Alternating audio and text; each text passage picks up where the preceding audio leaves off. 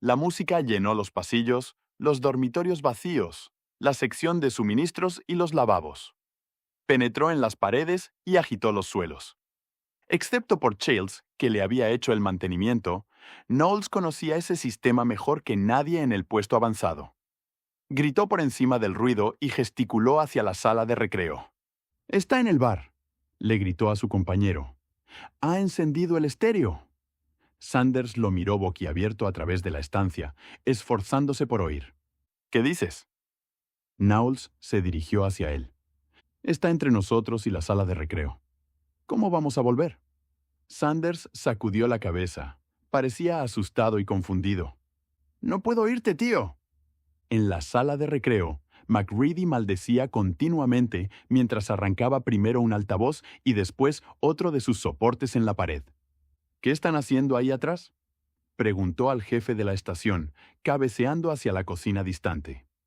La música ya resonaba solo desde un altavoz restante, pero su obstinato machacón continuaba reverberando por el resto del complejo.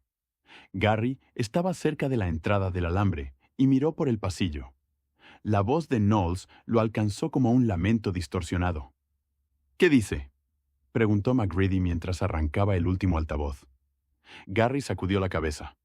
«No puedo entenderlo». «¿Qué es eso?» «MacReady», aullaba Knowles. «Hemos sido aislados». Se inclinó con cautela hacia el pasillo. «Hey, chicos, ¿podéis oírme ahí arriba?» Algo hizo, ¡pum!, contra la puerta al fondo de la cocina. Knowles se volvió a mirar mientras una gran hoja como una guadaña hurgaba a través de la pesada madera y empezaba a cerrar hacia abajo. Cieno negro manchaba los bordes del corte. La misma hoja era una sombra irreconocible de rojo no metálico. Color extraño para un cuchillo. El sonido de la madera rasgándose era eclipsado en gran parte por el estruendo de los altavoces estéreo. Con los ojos sobresaliendo, Sanders señaló con una mano temblorosa la puerta que se desintegraba. Una segunda hoja de cuchillo apareció al lado de la primera, junto con más sustancia negra lubricante. Knowles se alejó de la barrera que se astillaba cuando se dio cuenta de que las hojas duales no eran cuchillos, eran uñas. Sanders había puesto la espalda contra la tercera puerta cuando otro par de garras atravesó la madera más fina para extenderse y bloquearse alrededor de su cuello. Forcejeó brevemente mientras era arrastrado hacia atrás. Hubo una expresión melancólica en su cara cuando mordió la cápsula de cianuro justo antes de ser arrancado a través de la puerta rota. Knowles no era de gestos inútiles. Sanders lo había aceptado. La otra puerta estaba cediendo cuando se largó por la única salida restante. Agachándose, salió disparado al pasillo. Sus patines echaban chispas. En la sala de recreo, un chirrido familiar que ponía los pelos de punta se elevó por encima de la música. Era agudo, inconfundible, más fuerte que nunca. MacReady se agachó por debajo del alambre y miró por el pasillo. No había movimiento. Los pequeños altavoces continuaban bramando su indiferente letanía electrónica desde habitaciones lejanas. Knowles había patinado así solo una vez antes en su vida. Había sido en Chicago. La banda local, los Crips, iban tras él. Los mamones eran rápidos, pero no tanto como un adolescente asustado en patines. Era tarde. No tenía nada que hacer fuera en ese vecindario, y la chulería había superado al sentido común. Había pasado disparado por su esquina de la calle, dejándolos furiosos y sorprendidos a su paso, y había patinado hasta creer que se le iban a caer las piernas. Rodeando vallas, bajando calles desiertas, saltando bordillos y desagües, volando a través de la noche urbana vacía. Ahora se inclinó mucho en una curva y pataleó con las piernas mientras aceleraba por un pasillo recto. No lejos, se dijo desesperadamente. No lejos de casa. A la calle de Lancy, a la sala de recreo. Sus ojos estaban vidriosos. Era una bala girando por el cañón de un arma. El cuerpo de Sanders salió volando de la pared del pasillo directamente por delante de él. Un brazo grueso incrustado de nudos lo clavó como a una mosca en los paneles de enfrente. Knowles resbaló y perdió el equilibrio cuando intentó parar, y se deslizó con fuerza contra la pared más cercana. La cápsula de cianuro salió volando de su boca. La ignoró. El resto de lo que había tomado al radiooperador empezaba a desmenuzar la pared. Él se puso de pie y empezó hacia adelante otra vez, saltando sobre el enorme miembro flexionado, y rodó sobre el suelo como le habían enseñado a hacer en clase de gimnasia. Después se puso en pie otra vez y patinó como un anotador de roller derby hacia la siguiente curva. MacReady estaba fuera en el pasillo y corriendo hacia la cocina. No había ido muy lejos cuando Knowles llegó hacia él, inclinándose alrededor de la esquina. «¡Vuelve!», le gritó el cocinero. MacReady aflojó el paso, pero no se detuvo. «El generador», empezó a decir. «¡Que le jodan al generador!». Knowles pasó disparado la mano extendida del piloto. Siseos y gruñidos impíos crecieron por encima de la música. Algo como un terremoto andante venía por el pasillo. MacReady se volvió y se precipitó detrás de Knowles. Knowles apenas se acordaba del alambre y solo se agachó por debajo de él cuando entró patinando en la sala de recreo. MacReady iba justo detrás de él resoplando como un motor sobrecalentado, y el cocinero se desplomó sobre el sofá grande. «¿Qué ha pasado ahí?», le preguntó Garry en voz baja. Knowles lo miró. Sus palabras llegaron en racimos. «Ha pillado a Sanders. Se metió a la cápsula, el pobre hijo puta. La Tercera Guerra Mundial no se metería con ese cabrón. Puede atravesar paredes. Y es grande, mucho más grande de lo que pensábamos. Quizá nunca alcanzó su tamaño completo antes de congelarse hace mucho tiempo. Está como por todas partes». «Cálmate y ve a tu puesto», le mandó MacReady. Knowles empezó a irse del sofá. «¿Puesto, mi culo?». Garry trabajaba en los generadores, preparándolos. «Voy a subir esto tanto como pueda. Tendremos que arriesgarnos a un apagón. Debería funcionar». La presa Hoover podría funcionar, fue la opinión de Knowles. Inesperadamente, la música alta que había estado estallando por el complejo cesó. Algo la había apagado. O quizá la cinta se había acabado. Garry le susurró al piloto. «¡Luces!». MacReady asintió y pulsó el interruptor de pared principal. Cada hombre ocupó su puesto predeterminado cuando la sala de recreo fue sumida en la oscuridad. El viento gemía en lo alto. Su atención estaba concentrada en la puerta alambrada, aunque después de la descripción de Knowles de la manera en que la cosa había asaltado la cocina, no olvidaron vigilar las dos entradas bloqueadas ni las paredes. Esperaron en la oscuridad a que la cosa viniese a por ellos. El silencio llenaba el complejo. Cuando había pasado un tiempo y no había sucedido nada, Garry finalmente habló. «¿Cuánto tiempo ha pasado?». MacReady comprobó el brillo tenue de su reloj. «Un poco más de 2 horas, creo». Desde detrás de él, Knowles sonó esperanzado. «Quizá no vaya a venir. Quizá vaya a intentar esperarnos fuera como decías antes. Con el generador todavía encendido, el resto del campamento permanecerá bastante caliente». «Entonces tenemos que ir tras él», le dijo MacReady. «Apuesto a que es el último sitio al que vayas jamás». «Shh», los calló Garry. «Escuchad». En el extraño silencio, oyeron claramente el sonido de una puerta muy alejada abriéndose y después cerrándose. La acción se repitió. Todavía estaba lejos y fue acompañada de un frufrú. MacReady y Knowles se separaron un poco más. Un suave burbujeo llegó de fuera. Fue seguido por un rascado tentativo en la puerta. Los dedos de Garry se tensaron en los controles del generador. El rascado se intensificó y después se hizo más ruidoso. La voz de MacReady era un susurro forzado. «Espera, espera hasta que atraviese la puerta». Garry asintió con las palmas húmedas sobre el interruptor principal. El rascado había crecido a un insistente golpeteo continuo. La puerta era más pesada que la mayoría de las del complejo. Knowles y MacReady encendieron en silencio un par de molotov y se concentraron en la entrada. La puerta resonó hueca cuando algo enorme lanzó su peso contra ella. La sala empezó a estremecerse. Cayó polvo de las grietas en el techo tembloroso. MacReady levantó el brazo y apuntó el molotov que parpadeaba lentamente. Entonces el techo cedió y cayó en medio de ellos. Instintivamente, los tres hombres aturdidos se tiraron lejos de la masa oscura que ocupaba el centro de la sala. Cuando tropezó hacia atrás, MacReady tiró su molotov y desde el otro lado de la sala, Knowles hizo lo mismo. Ambos golpearon cerca del lado derecho de la cosa. Por un instante, pudieron verla claramente. Una rabiosa forma gelatinosa constantemente cambiante, silueteada por las llamas. Garry corrió hacia la puerta. Cuando saltó, algo salió del montón jorobado y lo lanceó. Los 2/3 inafectados del enorme cuerpo siguieron su penetrante lengua o tentáculo, o lo que fuese, y engulleron al desventurado jefe de la estación antes de que pudiese abrir la puerta. Un miembro quitinoso arremetió y lanzó desmadejado a Knowles. MacReady esquivó a su compañero, saltó hacia el generador y pulsó el interruptor. La corriente rasgó a través de la puerta alambrada, electrocutando a Garry con velocidad piadosa. Una de las garras de la cosa, atrapada en la puerta donde lo había apuntalado, se retorció lejos del dolor crepitante. La puerta se salió de sus goznes, y la garra inmovilizada empezó a golpearla contra el suelo, intentando sacudírsela.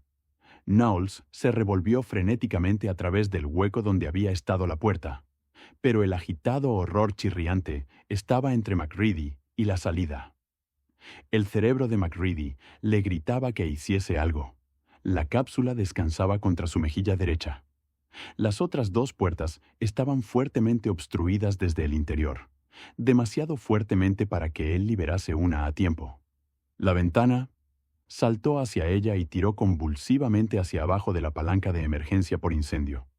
Estaba cerrada herméticamente por la falta de uso. Puso todo su peso en un segundo intento y dio un paso a un lado cuando el pesado cristal de vidrio triple cayó dentro de la sala. Algo dio a su bota un golpe de refilón cuando él salió a la tormenta.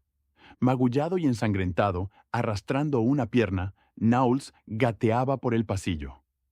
No solo su pierna, sino también su mente debía de estar dañada, porque estaba seguro de que podía oír el sonido de un motor acelerando. Debía de ser el vuelo lanzadera regular, viniendo a llevárselos a la seguridad, lejos de la repelente monstruosidad alienígena que destrozaría el complejo en su busca de los últimos humanos que pudiese tomar. Pero no se esperaba al avión en meses.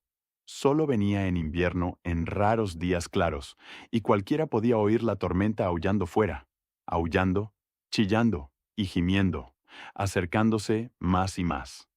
El terror le hacía gatear más deprisa, inconsciente del dolor en su pierna rota. No sabía que estaba rota, solo que cuando intentaba estar de pie, se disparaba fuego a través de ella y lo hacía caer. La caseta del baño, cerca. Se arrastró dentro y cerró. El gorgoteo que lo había estado persiguiendo se hizo más fuerte. Knowles se apoyó contra el fondo del retrete, mirando alrededor desesperadamente.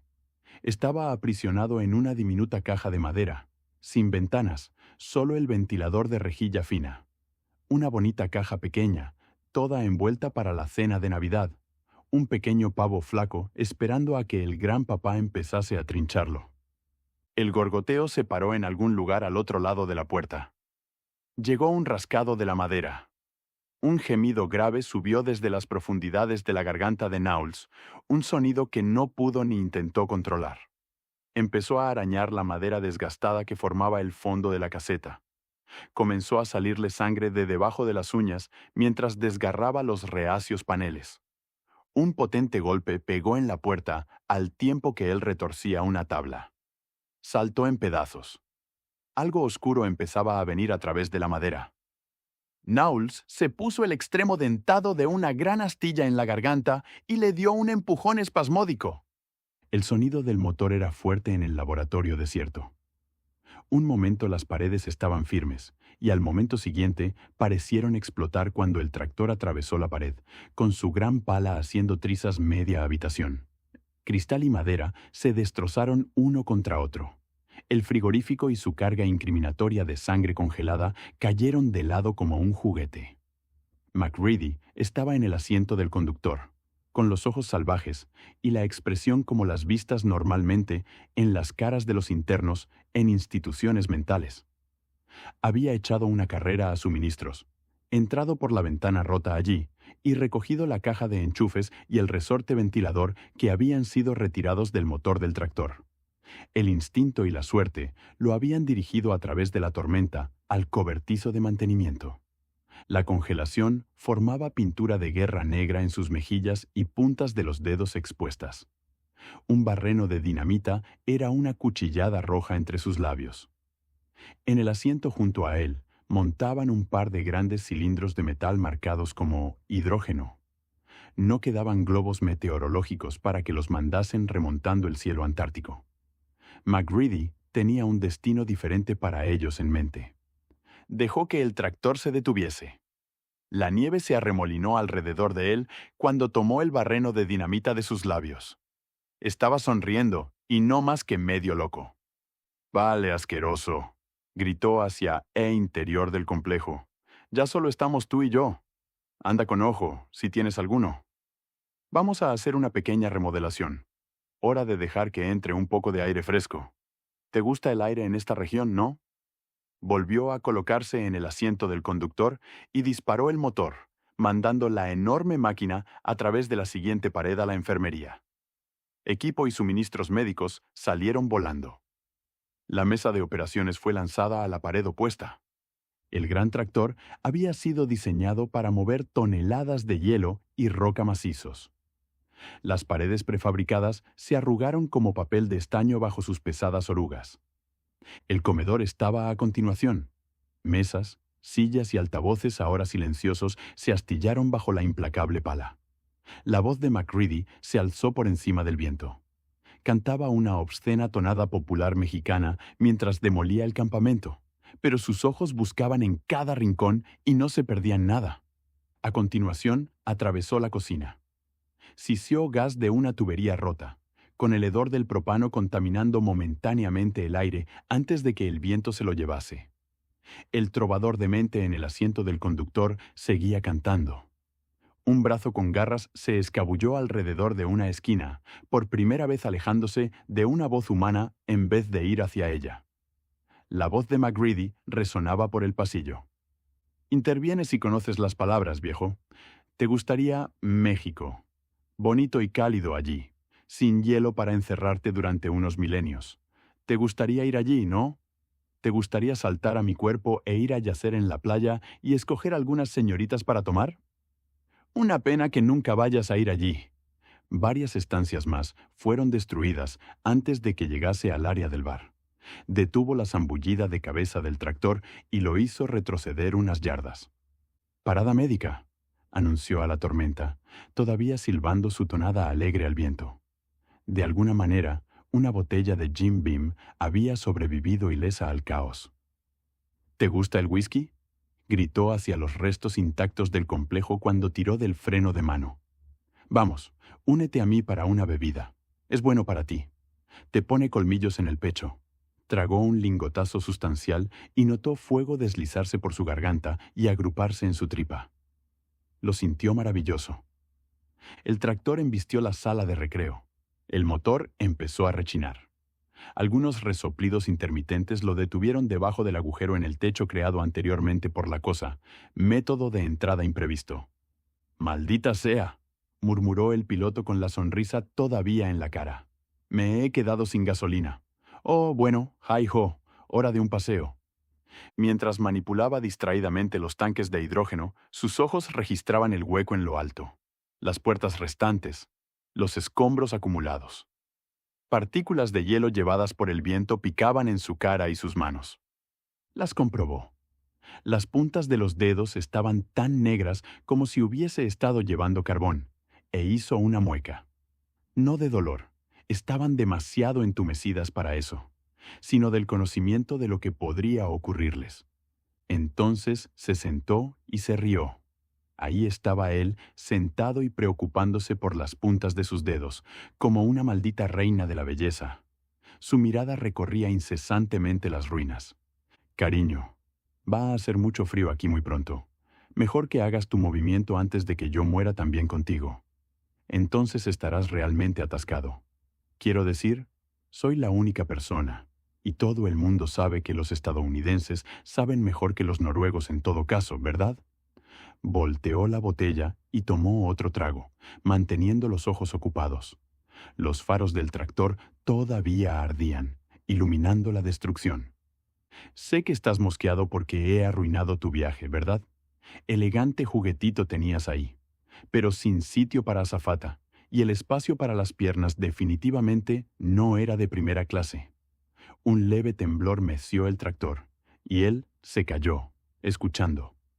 Miró hacia el agujero en el techo y después por la devastada sala de recreo. Sacando su mechero de butano de un bolsillo, lo encendió y acercó la llama a la mecha corta que sobresalía del único barreno de dinamita. ¿Pero tu verdadero problema?, continuó, esforzándose por mantener la voz distraída. ¿Es tu aspecto? El temblor se repitió, ligeramente más fuerte esta vez. Algo estaba golpeando en la oscuridad, un sonido continuo y regular que parecía venir de todas partes a su alrededor. Le costó un momento darse cuenta de que era su propio corazón. «Chico», murmuró alentadoramente, «sé que estás cerca. Papá está aquí. Ven a visitarme». El suelo se sacudió un poco por debajo del tractor. Él se levantó, buscando tanto en las áreas oscuras como en las iluminadas por los faros de la máquina. «Vamos, ven a darme la mano, mamón», susurró tensamente. El tractor se elevó varias pulgadas. MacReady perdió el equilibrio y cayó hacia adelante con los brazos dando vueltas. Se encontró mirando en el motor algo que podría haber sido una cara. Una garra relampagueó hacia él, partiendo el volante pero fallándole a su cara cuando se tiró hacia atrás. Coseó el acelerador y el tractor botó 10 pies. Cuando retumbó a la altura del hueco en el techo, él saltó y agarró el borde del agujero. Por delante de él, la cara y los brazos de la cosa atravesaron las placas de metal de la cubierta del motor. Las garras extendidas no le alcanzaron las piernas cuando trepó al tejado. Un siseo frustrado resonó por la sala de abajo. MacReady se estabilizó sobre el tejado tembloroso. Amenazaba con derrumbarse en cualquier momento. Encendió la mecha corta de la dinamita y la tiró hacia la cabina del tractor. La mitad del grotesco cuerpo de la cosa salió de la apertura detrás de MacReady, chirriando de furia. Algo flexible y duro como una manguera de goma azotó y rodeó 2 veces el pecho del piloto, apretando y tirando de él hacia atrás. En ese instante hubo una inmensa explosión, con los tanques de hidrógeno con fugas incendiándose y mandando una bola de fuego blanca a 50 pies en el cielo nocturno. Mezclados con las llamas estaban los restos del cuerpo de la cosa, carbonizándose. La fuerza del estallido pegó a MacReady desde atrás y lo tiró del tejado. Se estrelló en la nieve de abajo. El miembro cortado y ahora exánime todavía lo rodeaba, ardiendo junto con la espalda de su chaqueta. Se lo arrancó y lo arrojó a un lado, y después rodó una y otra vez en la nieve hasta que las últimas llamas que le comían la espalda fueron sofocadas. No quedaba mucho del campamento. La mitad era una humeante ruina ennegrecida y el resto un montón de basura, gracias al manejo de la excavadora por parte de MacReady. La tormenta se había calmado considerablemente. Fuegos que aún ardían iluminaban las ruinas y las luces del sur danzaban en lo alto. MacReady trastabilló a través de la devastación, con varias mantas gruesas envolviéndolo. Si los anoraks de repuesto habían volado en llamas, yacían enterrados bajo los escombros o simplemente estaban tirados por ahí esperando ser encontrados, todavía no lo sabía. Pero las capas múltiples de mantas mantenían el viento y buena parte del frío apartados de su cuerpo maltratado. El dolor lo doblegó. Era difícil cojear de un punto caliente al siguiente y esgrimir el extintor de incendios con mucha precisión. Masculló algo, aunque no había nadie para oírlo.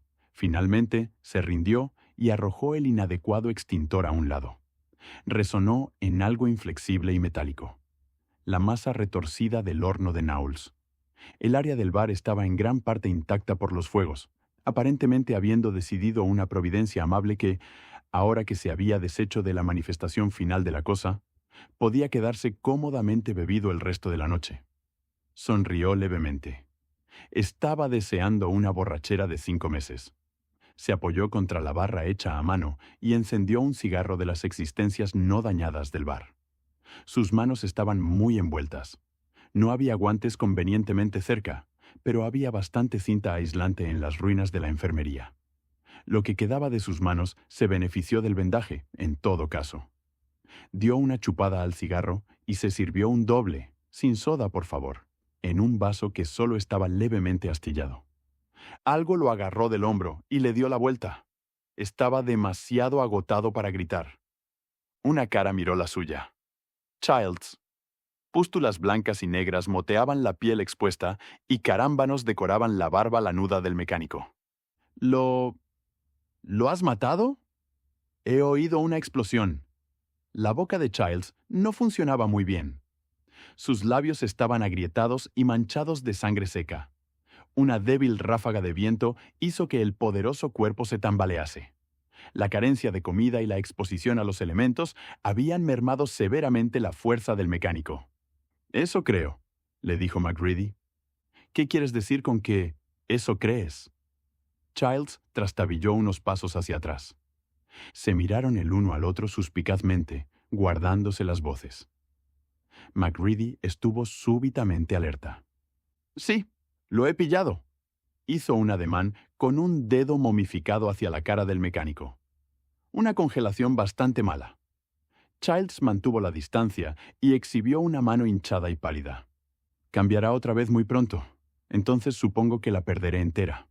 Pateó primero con el pie derecho y después con el izquierdo. Los movimientos eran débiles, temblorosos. Creo que los dedos de mis pies ya no están. MacReady había salvado una de las mesas de cartas y la instaló cerca. Llevando botella y vaso, cojeó y se sentó en la única silla. El respaldo estaba quebrado, pero las patas todavía estaban intactas. Un juego de ajedrez descansaba sobre la mesa, con el cable de energía colgando suelto por un lado. Por algún milagro, la caja de piezas que había sido enterrada debajo había sobrevivido al cataclismo. Varios montones de cartas yacían cerca. MacReady estaba en proceso de combinarlas para formar una sola baraja completa. Los dos hombres continuaban mirándose el uno al otro, cautelosamente. «Así que eres el único que lo ha logrado», dijo Childs. MacReady estaba colocando el tablero de ajedrez. Imanes diminutos sujetaban cada pieza al tablero de metal a pesar del viento continuo. «No el único, parece». Childs encontró un par de mantas y se envolvió agradecido la parte superior del cuerpo. «El fuego ha subido mucho la temperatura por todo el campamento, pero no durará mucho». Cabeceó hacia la pared que faltaba del bar. «Nosotros tampoco». «Quizá deberíamos intentar arreglar una de las radios, intentar conseguir algo de ayuda». «Quizá no deberíamos». «Entonces nunca lo conseguiremos», dijo tranquilamente el mecánico. MacReady chupó del cigarro hasta que la punta brilló en rojo, y después buscó en el manojo de suministros que había reunido. De en medio del montón sacó una pequeña forma cilíndrica metálica. «Mira lo que he encontrado. Este funciona». Puso el soplete con cuidado sobre la mesa junto a él. «Quizá no deberíamos conseguirlo», añadió especulativamente. Childs miró el soplete. «Si te preocupa algo, hagamos esa prueba de sangre tuya». «Si tenemos alguna sorpresa el uno para el otro», respondió el piloto, «no estaríamos en condiciones de hacer algo al respecto. Cualquier prueba puede esperar». Hizo una pausa y después preguntó alegremente, «¿No juegas al ajedrez?» Childs examinó al piloto y después buscó por la destrucción fuera del bar. Regresó acarreando una segunda silla en condiciones razonablemente buenas y la colocó en la mesa enfrente de MacReady. «Supongo que aprenderé». El piloto sonrió y le entregó al mecánico la botella. Childs se reclinó y consumió la mitad de lo que quedaba. Cuando bajó la botella, estaba sonriendo. Alrededor de ellos, los fuegos persistentes seguían ardiendo, cabalgando un mar de agua helada. Ascuas brillantes levantadas por el viento se alzaban perezosamente al cielo nocturno. La cinta fantasmal de la aurora austral hacía piruetas en lo alto, enmascarando muchas de las estrellas que habían salido después de la tormenta. MacReady empujó un peón 2 casillas hacia adelante.